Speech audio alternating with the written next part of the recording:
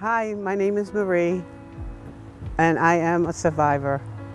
I was looking for God when I was about 8 years old, and my aunt brought us to VBS, but I didn't dedicate my life to the Lord until I was about 15.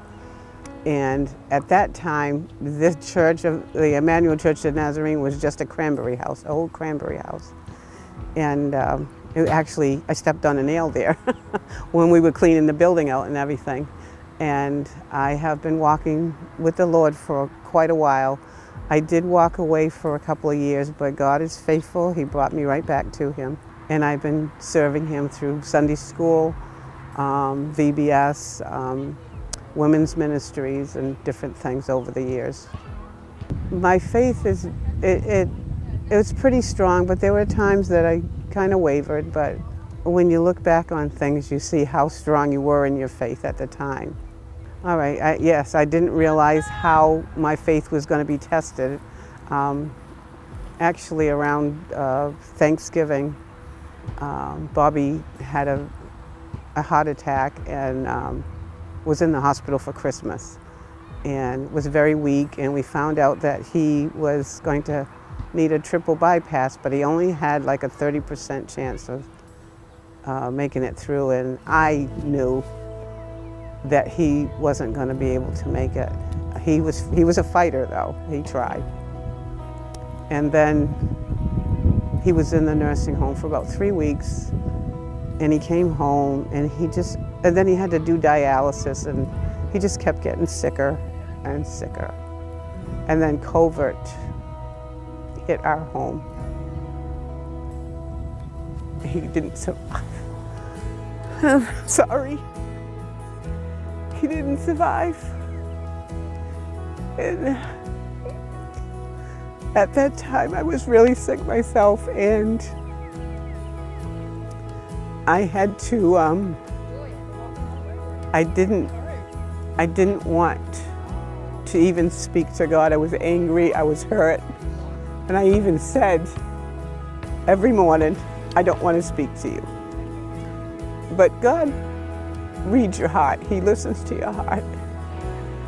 And I think what He heard was, help me, I'm broken.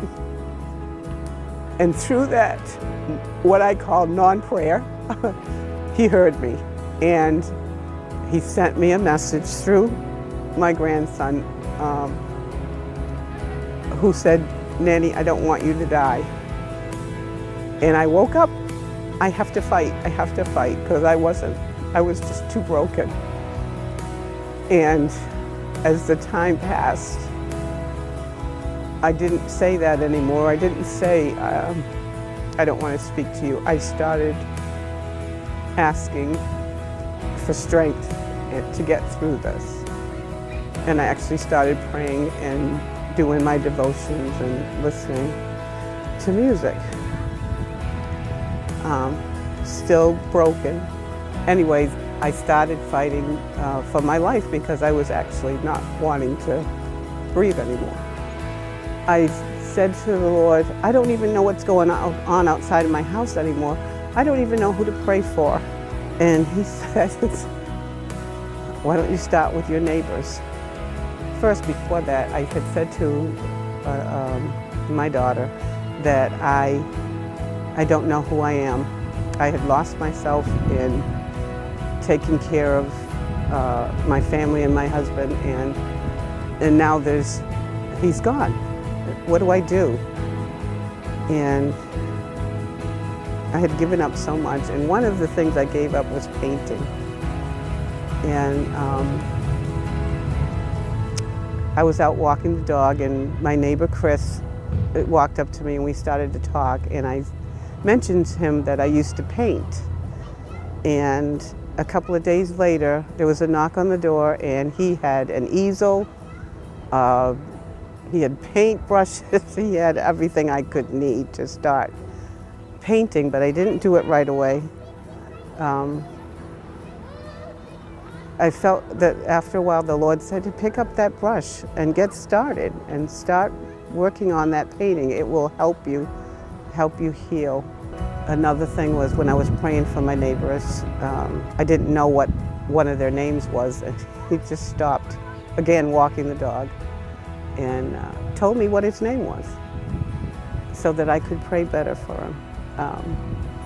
And when I started praying for other people, it took that, I don't know if it's a burden or took that selfishness or whatever it was away from me, and I started thinking about other people. I was listening to service on the phone. I was just listening. I wouldn't respond to anything, but after starting to pray for people and stuff like that, I found myself humming and listening to the music and paying attention to the sermon. And when I look back, people sent me cards that said, "God is with you, God is with you, you're not alone." And that's absolutely true. I was not alone through this whole thing, and God walked me through a lot of stuff, a lot of things that I was worried about. I started doing a devotional on prayer, and things that I knew before were coming alive to me again, and I realize now that God never left. He said he wouldn't, and he didn't. Don't give up. God is there, he's listening, and he knows you better than you know yourself.